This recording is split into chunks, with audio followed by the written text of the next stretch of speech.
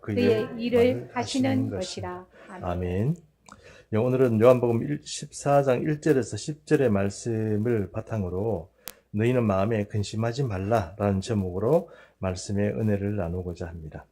이제 이 14장의 말씀도 사실은 13장에 앞에 있는 13장에 연결되어서 지금 계속 예수님께서 6월절 만찬에 이렇게 강화 설교라고 하죠. 예, 설교를 계속하고 있다는 것을 우리가 알 수 있습니다.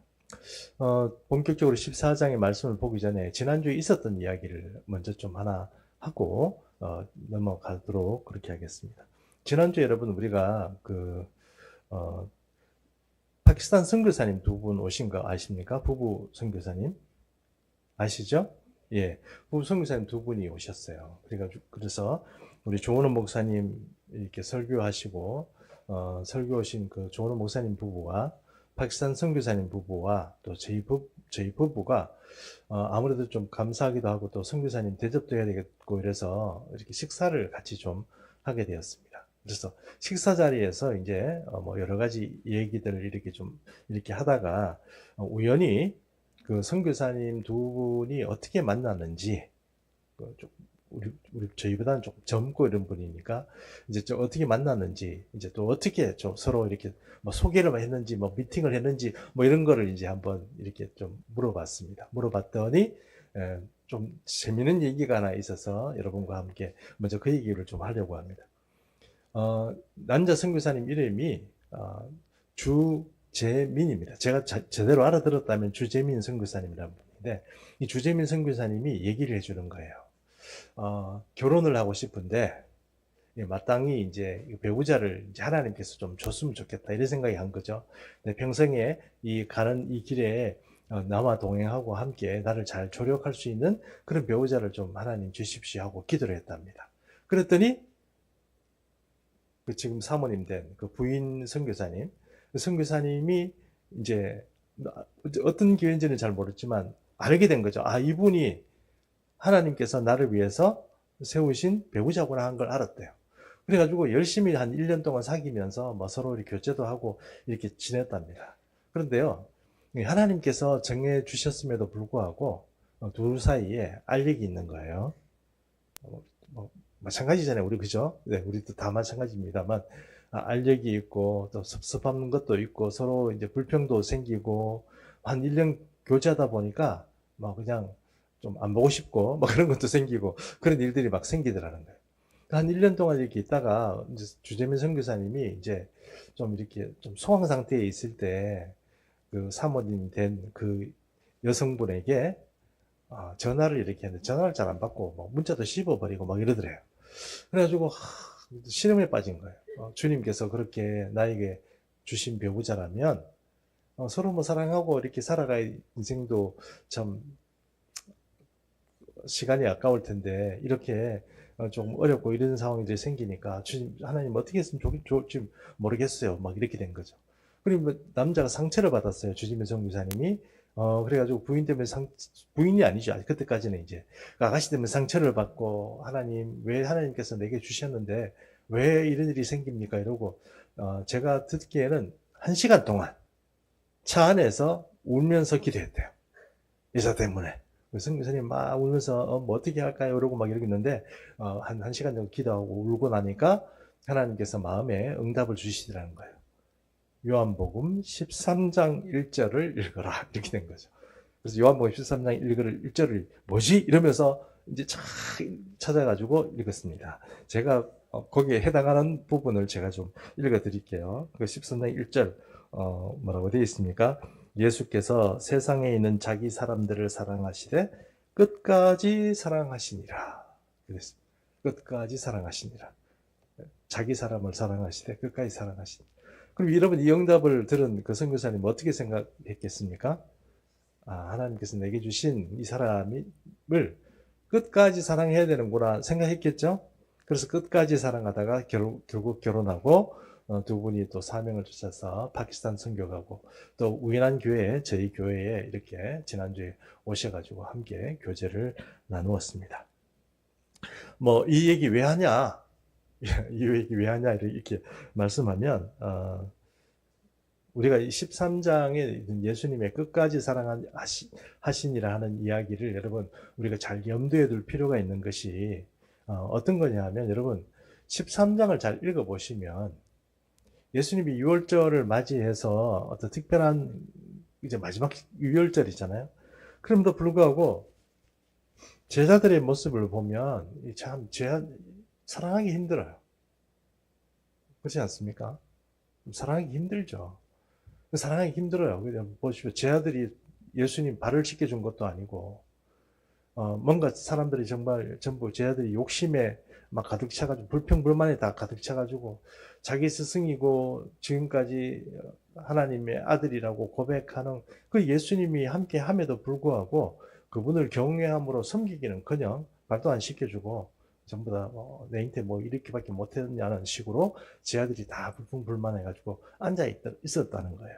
마지막 그 시간까지. 그 주님이 그 모습을 볼 때 이놈들을 이만큼 키워놔도 소용이 없구나 이런 생각이 안 들었을까요? 여러분 자식도 조금 이렇게 키워놓고 섭섭하게 대할 때 좀 부모들이 어떤 생각이 듭니까? 무자식이 상팔자네 뭐 그런 얘기 하지 않을까요? 네, 그런 생각이 들잖아요. 평생 이렇게 살았더니 뭐 저 사람이 나를 배신하네 뭐 이런 생각 이렇게 하는 거 아닙니까? 근데 예수님이 그런 모습들을 보면서 끝까지 사랑하는 마음으로 이렇게 지금 그 6월절 만찬을 이렇게 지내시면서 이 설교를 계속 지금 제 아들에게 하고 계십니다. 근데 여러분 13장의 내용들을 이렇게 하반절에 이렇게 보면 어떤 내용들이 또 이렇게 나와 있냐면은 이 가롯 유다가 예수님을 파는 얘기가 나오죠. 제자라고 같이 3년 반 동안 공생애를 같이 살아왔는데 이 제자 가롯 유다가 하나님께서 택하신 그런 제자였는데 이 제자가 예수님을 배반하고 예수님을 파는 거죠.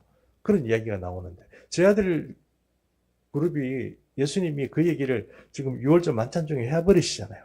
너희 중에 누가 나를 하나 팔 것이다 이렇게 말하잖아요.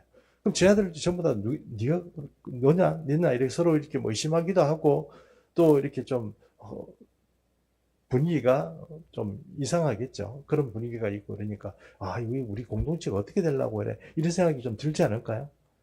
그래서 게다가 예수님은 자꾸 어디 간다고 그래요. 내가 가는데 너희 못 따라온다. 자꾸 그런 말씀을 하시니까 제자 베드로가 그런 생각이 들었습니다. 주님 어디로 자꾸 가시려고 그러세요? 주님이 가시는 곳에 내가 내 목숨을 바치겠습니다. 그 말인즉슨 내 목숨을 바쳐서 당신을 따르겠습니다 하는 말 아니겠습니까? 그러니까 제자들이 그렇게 말하니까 예수님 뭐라고 얘기합니까? 네가 목숨을 바치겠다고 얘기했는데 사실 내일 아침에 루스터 수탉이 3번 울기 전에 너는 세 번 울기 전에 수탉이 울기 전에 너는 3번 나를 부인하고 그렇게 한다 이렇게 말하니까 제자 베드로도 사실 충격이죠. 자기는 목숨 걸고 지금까지 따라왔고 그렇게 된다고 생각했는데 무슨 일인지 모르지만 앞으로 닥치게 될 이 제자 공동체 앞에 생길 그런 아주 긴박한 그런 사건들을 통해서 어떤 사람은 예수님을 팔고 어떤 사람은 예수님을 부인하는 그런 일들이 생긴다는 것입니다. 그런 일들이 생기니까 제 아들이 지금 걱정이 이제 막 생기는 거죠. 지금까지 우리가 6월절 만찬 전까지만 해도 생각하지도 못한 일들이 6월절 그 만찬 가운데서 예수님을 말씀을 통하여서 제 아들이 지금 아주 큰 위기가 우리에게 지금 봉착하게 되는구나 하는 것을 이제 느끼게 되는 것입니다.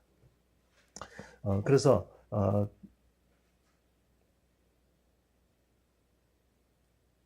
이 마지막 이 사건들을 통해서 예수님 배신한다, 그 다음에 예수님을 판다 하는 이야기들을 거쳐서 오는 것이 14장입니다. 14장이고 14장 1절에 보니까 이렇게 되어 있습니다.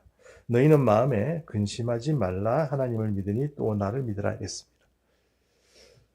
예수님이 끝까지 제자들을 사랑하시는데 그 예수님이 이 제자들을 위기 가운데서 끝까지 그들을 붙들어주고 싶어서 지금 이 말씀을 하시는 거거든요. 근심하지 마라.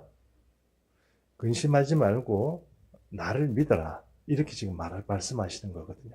근데 우리 1절을 읽을 때는 우리는 한국말로 근심이라는 게 그렇게 우리에게 심각하지 않잖아요. 별로 뭐 심각한 얘기는 아니죠. 근심하지 마라, 걱정하지 마라, 뭐 이러면, 우리가 뭐 얘기하다가 토닥토닥 하면서 무슨 일을 당한 사람한테 근심하지 마라, 걱정하지 마라, 그렇게 얘기하는 것처럼 들리잖아요. 근데 이 근심이라는 이 말 자체가 헬라어 원어는 뭐라고 되어 있냐면 메타라세스도라고 돼요. 메타라세스도라고 되어 있습니다. 메타라세스도. 이게 뭐냐면은 비참한 가운데 빠진다. 뭐 이런 뜻이거든요.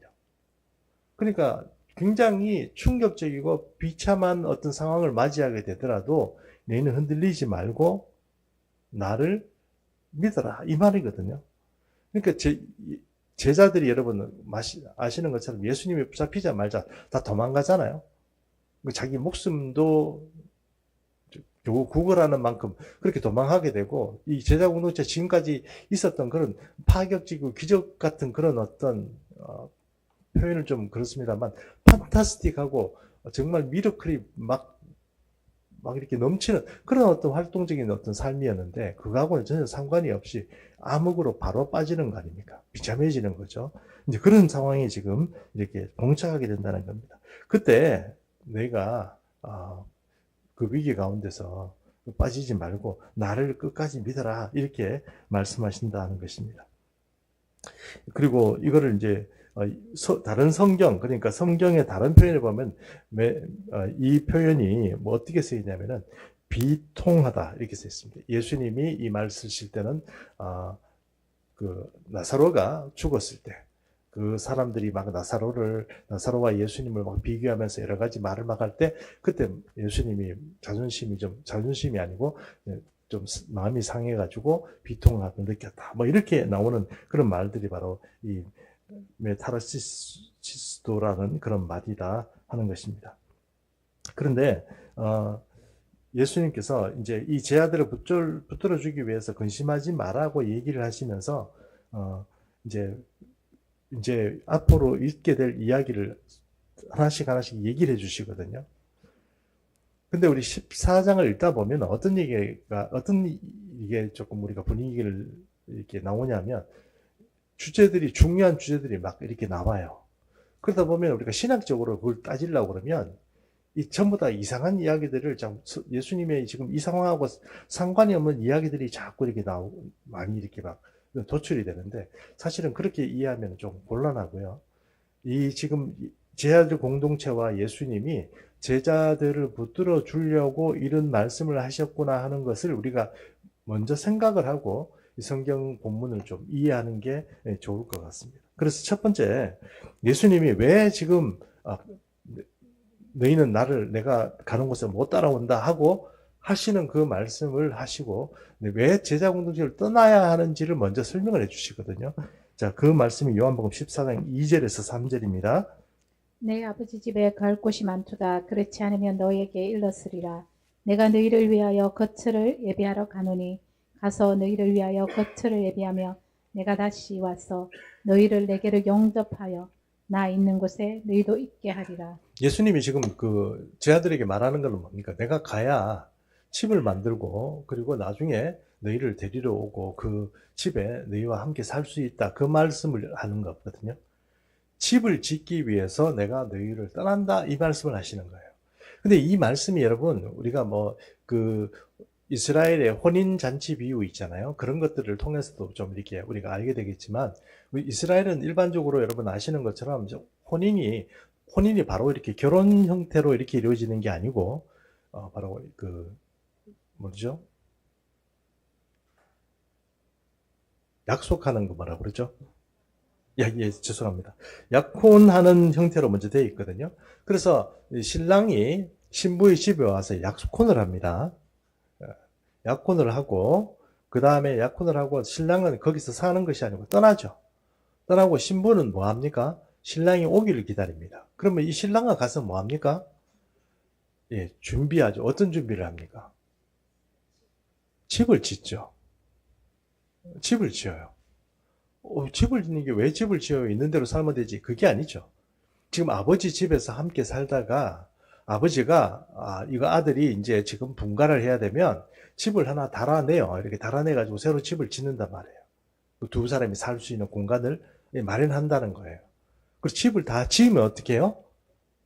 그 아버지가 신랑을 데리고 다시 신부의 집에 가서 정식 혼인으로 데리고 그렇게 집으로 돌아가서 그렇게 살게 되는 것입니다. 예수님 이야기를 잘 보시면 지금 그 얘기 있잖아요. 그렇잖아요. 근데 여러분, 우리는 사실 지금 예수님이 하시는 말씀, 제 아들에게 하는 말씀을 다 이해합니다. 이해 못하는 사람이 있습니까, 지금? 없죠? 근데 제 아들은 그 말을 잘 이해를 못하는 거예요. 왜요? 한 번도 경험하지 못하고, 자기 조상들에게도 그런 얘기를 듣지도 못하고, 주님이 다시 오시는데 하늘에 집을 짓고 뭐 이런 얘기를 막 하니까 이 제 아들이 좀 이해를 못하는 겁니다. 좀 지금 가신다고 그래서 가시는데 집 지으러 가신다. 나중에 우리를 데리러 오신다. 뭐 이런 얘기 자체가 말 자체가 생소하고 그 무슨 얘기인지 잘 이해를 못했다는 것입니다. 두 번째 보면 그래서 그리고 또 예수님이 이런 말씀하시죠. 요한복음 14장 4절에 보면 내가 어디로 가는지 그 길을 너희가 아느니라 이랬습니다. 내가 어디로 가는지 너희가 그 길을 안다 이렇게 말했거든요. 근데 제 아들은 아닌데요. 우리 예수님 지금 어디로 가는지 모르겠는데요. 이렇게 지금 나오는 거 아닙니까? 예수님이 어디로 가는지 안다고 얘기하면 우리도 예수님이 지금 아버지 곁으로 가시는구나 이렇게 이해하는데 제 아들은 그게 이해가 안 되는 거예요. 지금 제 아들이 예수님이 어디로 간단 말이지 그게 이해가 안 되는 거예요. 천국에 아버지 곁으로 간다는 말 자체가 이해가 안 되는 거예요. 그래서 뭐라고 얘기합니까? 14장 5절에서 6절 도마가 이르되 주여 주께서 어디로 가시는지 우리가 알지 못하거늘 거기를 어찌 알겠사옵나이까. 예수께서 이르시되 내가 곧 길이요 진리요 생명이니 나로 말미암지 않고는 아버지께로 올 자가 없느니라. 예, 도마가 지금 정확히 얘기하는 거죠. 뭐 어디 가신다고요? 아니 우리 보고 그 길을 안다고요? 우리는 모르는데요. 어디로 가십니까? 뭐 이렇게 지금 질문이 되는 거죠. 근데 예수님 뭐라고 얘기합니까? 내가 곧 길이요 진리요 생명이다. 딱 이렇게 말씀하죠. 그 얘기는 무슨 뜻입니까? 내가 지금까지 가르치고 너희와 함께했고 내가 지금 가는 길을 통하여서 너희가 나를 따라오게 될 것이고 결국은 그 길이 그것이 길이고 진리요 생명이다. 그 말씀을 하시는 거예요. 길이 따로 있는 게 아니고 길을 찾는다고 길이 찾아지는 게 아니죠. 여러분 구원과 이 예수님이 제 아들에게 지금 이렇게 말씀하시니까 제 아들이 좀 생소하다고 생각하지만 이 세상에 길은 없어요. 이 세상에 구원의 길이 어디 있습니까? 무엇을 해야 우리가 어느 곳으로 가야 생명을 얻을 수 있습니까? 없거든요. 그 예수님이 제 아들에게 하신 것처럼 우리가 예수님이 생명이고 길이고 진리라는 걸 알잖아요. 우리는 지금 간다는 게 별로 의문스럽지 않지만 우리가 이 길을 가면 예수님을 따라가면 되는구나 이렇게 생각하지만 사실 이 사람들은 그런 말들이 잘 이해가 안 된 것입니다. 근데 요한복음을 보면서 여러분 제 아들이 도마가 질문하고 조금 있으면 빌립도 질문하고 이렇게 나와 있지만 빌립이 질문하고 도마가 질문하고 이런 것들은 사실은 우리 시대에 우리가 보기에는 다 이해가 되는데 이렇게 생각하지만 그 시대에 그 제 아들은 그게 심각했다는 거예요. 뭔지를 잘 몰랐다는 것입니다. 그래서 예수님이 말씀하신 것처럼 나는 곧 길이요 진리요 생명이다 이렇게 말씀하시는 그런 이야기들을 우리 시대에도 좀 이렇게 예수님만 따라가면 된다 하는 어떤 그런 의미로서 우리가 해석할 수 있다는 것입니다. 어떤 선교사님이 정글에서 사역을 하는데 이웃 마을을 좀 가야 되는데 길을 모르는 거예요. 그 길을 알 수가 없으니까 수소문해가지고 그 길을 아는 한 원주민을 이렇게 좀 섭외를 했어요. 섭외를 해가지고 마태책 하는 같은 이렇게 칼이 있잖아요. 그걸 이렇게 가지고 그 길을 아는 원주민이 선교사님을 이끌고 막 이렇게 가는 거예요. 막 이렇게 나무를 쳐가면서 막 걷어가면서 막 선교사님하고 같이 막 가는 거예요. 선교사님이 아무리 생각해도 이게 지금 길도 없는데 자꾸 막 이상한 데로 자꾸 가니까 불안한 거예요. 저 사람이 제대로 알고 가나 뭐 어떻게 되나 이렇게 좀 궁금하기도 하고 좀 이렇게 의심스럽기도 하고 막 그런 거예요. 도저히 안 돼가지고 선교사님이 그 사람을 붙잡고 이렇게 얘기했습니다. 길이 도대체 안 보이는데 지금 이게 맞아요? 이렇게 물어본 거죠. 그러니까 원주민이 뭐라고 얘기했냐면 선교사님 이 정글에는 길이 없습니다. 내가 지금 만드는 것이 길입니다. 등산은 다른 얘기 하지 말고 나만 따라오시면 됩니다. 그 얘기 했다는 거 아닙니까? 제 아들은요, 지금 뭔가 자기가 탐색하고, 뭔가 이렇게 생각하고 연구하고 막 이렇게 해가지고 어떤 길을 찾고 진리를 찾고 어떤 뭐 생명의 길을, 어떤 구원의 길을 좀 탐색한다고 생각했겠지만 주님은 그게 아니죠. 거기 다른 데는 길이 없는 거예요. 그냥 내가 하자는 대로, 내가 가는 대로 뒤따라오면 된다. 이 얘기거든요. 그 주님은 바로 그 말씀을 하신 거예요. 오늘 여러분, 우리도 삶을 사는데 점점 더 어떤 생각이 드냐면, 이렇게 하면 좋고, 저렇게 하면 좀 좋고, 인생이 좀 이렇게 되면 조금 더 잘 되고, 이렇게 하면 조금 힘들어지고, 뭐 이런 어떤 그 탐색의 안테나를 막 세우고 우리도 살아가거든요. 근데 여러분,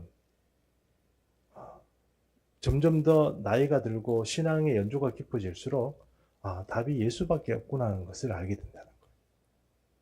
다른 것에 희망을 걸고 뭐 이것에 저것에 자식에게 뭐 배우자에게 희망을 걸고 소망을 걸었는데 그 나중에 보니까 그것이 뭐 우리가 기대한 만큼 어떤 것들을 주는 게 아니고 그냥 예수님 따라가는 그 삶에서 예수님만 잘 따라가면 됐을 걸 자꾸 쓸데없는 기대를 하고 살아가는 게 아닌가 하는 그런 어떤 생각들을 우리가 하게 된다는 것입니다. 어쨌든 예수님은 우리 제 아들에게 길과 진리요 생명이라 내가 그렇다 나를 잘 따라와라 하는 식으로 나를 잘 신뢰해라 나를 믿어라 이렇게 우리가 말씀하셨다 이렇게 하면 될 것 같습니다. 그러자 요한복음 14장 8절에서 10절 빌립이 이번에 질문합니다. 빌립이 이르되 주여 아버지를 우리에게 보여 주옵소서 그리하면 족하겠나이다. 예수께서 이르시되 빌립아 내가 이렇게 오래 너희와 함께 있으되 네가 나를 알지 못하느냐 나를 본 자는 아버지를 보았거늘 어찌하여 아버지를 보이라 하느냐. 빌립은요 내가 예수님을 봤으니까 이번에는 하나님 아버지를 봤으면 좋겠어요. 그 얘기를 한 게 아닙니다. 우리도 있잖아요. 예수님 보고 싶죠? 예수님 안 보고 싶어요? 보고 싶죠? 그 예수님 보고 싶어요. 막 보고 싶어요. 뭐 이런 생각을 가지고 있는 것처럼 빌립이 그 마음으로 지금 예수님께 그 얘기한 거 아닙니다. 그 마음이 아니에요. 그 마음, 빌립이 얘기는 뭐냐면 예수님이 하신 이야기, 지금 우리에게 하시는 이 말씀 자체가 나는 잘 이해가 안 됩니다. 지금 제일 잘 이해할 수 있는 방법은 하나님 아버지 앞에 가서 물어보고 그 아버지에게서 답을 얻는 게 제일 좋을 것 같은데요. 아이고 하나님, 주님 이게 저희가 머리가 너무 복잡하고 주님이 말씀하신 게 잘 이해가 안 돼요. 우리 하나님 아버지를 제게 좀 보여주세요. 이렇게 되는 거예요. 그래서 예수님이 뭐라고 얘기합니까? 예수님이 제가 8절 한번 읽어보겠습니다. 8절 이르시되 8절 예수님의 대답이 아니고 이 빌립이 지금 예수님께 요구하는 그 마음의 상태가 어떤 건지 보면 8절에 이렇게 나와 있죠. 제가 읽어보겠습니다. 이르되 주여 아버지를 우리에게 보여주소서 그리하면 족하리이다 이랬죠. 맞죠? 그 빌립이 예수님으로는 지금 부족하다 이 말 아닙니까? 그렇죠? 예수님으로 부족하다. 예수님 설명 잘 듣고 예수님 듣고 나니까 예수님 어디로 가는지 그 다음에 이렇게 된다 저렇게 된다는 그 자체를 잘 모르겠습니다. 주님 어디로 가는지 앞으로 어떻게 된다는 얘기인지 그걸 잘 이해가 못해요. 이렇게 하지 말고 아버지를 보여주시면 아버지한테 물어보고 예수님이 어떻게 되는지 그리고 우리는 어떻게 되는지 그걸 좀 알고 싶습니다. 이렇게 빌립이 그렇게 얘기한 겁니다. 그러자 빌립이 자기의 마음이 어떻다는 것을 이제 분명히 보여준 거죠. 근데 여러분 이 빌립이 해준 이야기와 예수님의 대답도 잘 읽어보시면 별로 어려운 게 없습니다. 요한복음 14장 10절 내가 아버지 안에 거하고 아버지는 내 안에 계신 것을 내가 믿지 아니하느냐. 내가 너희에게 이르는 말은 스스로 하는 것이 아니라 아버지께서 내 안에 계셔서 그의 일을 하시는 것이라. 여러분, 이거를 잘 생각하시면 좋을 것 같습니다. 어떤 왕이 있는데요. 옆에 나라와 아주 중요한 어떤 계약을 해야 돼요. 딜을 해야 돼요. 그러면 왕이 자기가 갈 수는 없고, 그래서 누구를 보내기로 합니다. 사신으로. 보내는데 누구를 보내기로 하냐면, 네가 그 얘기 잘 들어보고, 이 나라의 어떤 중요한 문제니까, 당신이 가서 계약을 잘 하고 와라. 이렇게 하고 보내는데 자기 아들을 보낸 거예요. 그것도 차기의 왕이 될 수 있는 세자를 보낸 겁니다. 그러면 세자가 가서 그 나라의 어떤 그 왕이나 이런 사람들과 계약을 하게 되면 그 세자가 맺는 계약은 누구의 뜻입니까? 왕의 뜻이죠. 왕이 보내는 거 아닙니까? 왕이 어떤 일을 이렇게 하라고 자기 아들을 보내는 거 아니겠습니까? 예수 그리스도를 이 땅에 보내시니까 누구십니까? 하나님 아버지죠.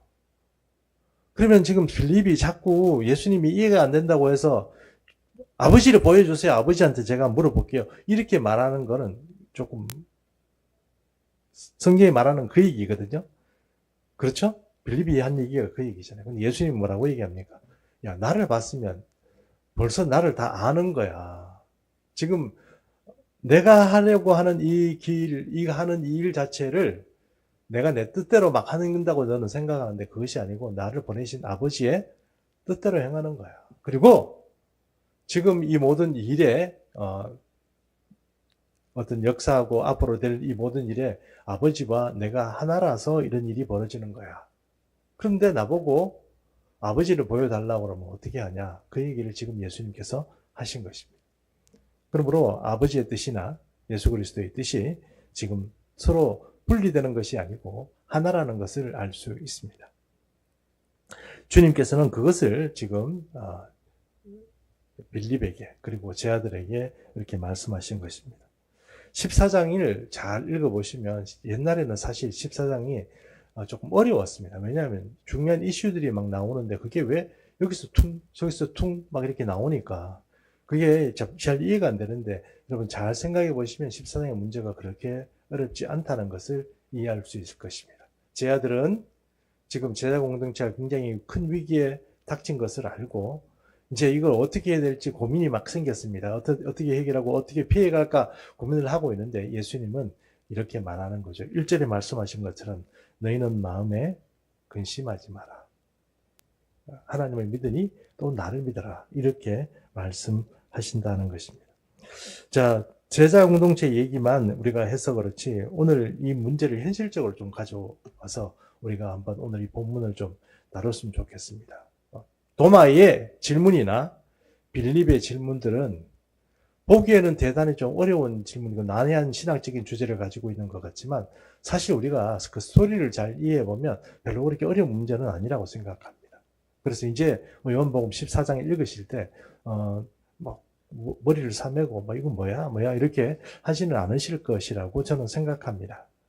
근데 현실적으로 어려운 문제는 무엇입니까? 우리가 이 시대를 살아가는 이런 환란의 시대에 살아가면서 우리가 진짜로 봉착하게 되는 그 환란에 우리가 무너질 가능성이 많다는 것 때문에 그렇습니다. 붙잡을 게 없어요. 믿을 만한 게 없어요.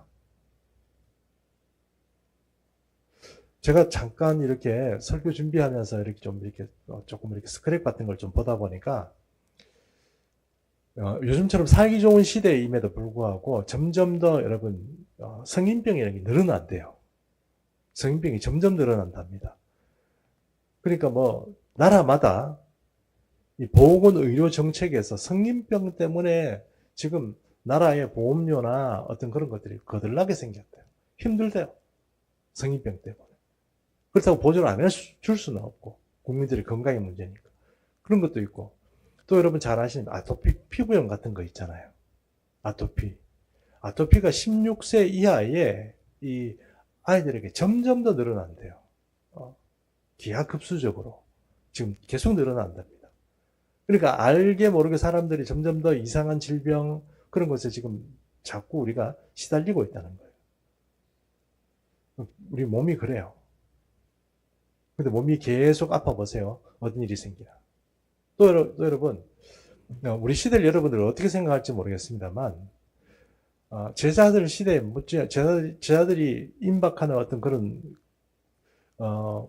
공동체의 어려움뿐만 아니고, 우리 시대도 사실 굉장히 어렵습니다.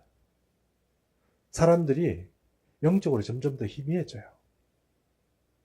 분별력이 없어져요. 믿음이라는 게 뭔지를 잘 헷갈려하고 어려워져요.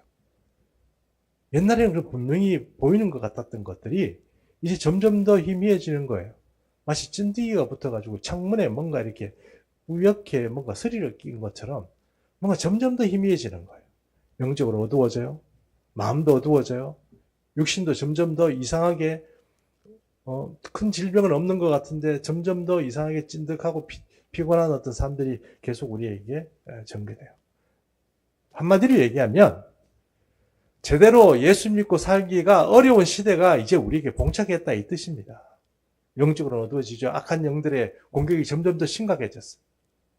옛날에는 마을마다 이렇게 꼭 꽂고 다니는 그런 어떤 좀 귀신 들린 그런 사람들, 아니면 정신병이 있는 그런 사람들이 조금 돌아다니는 시대에는 아이고 저거 봐라 뭐 이렇게 해가지고 표시가 났는데, 이제는 스파이 같이 스텔스 같이 모든 그리스도인의 삶의 저변에 쫙 깔려가지고 그들이 제대로 예수 못 믿게 하는 그런 어둠의 시간들이 이제 전개된다는 거예요.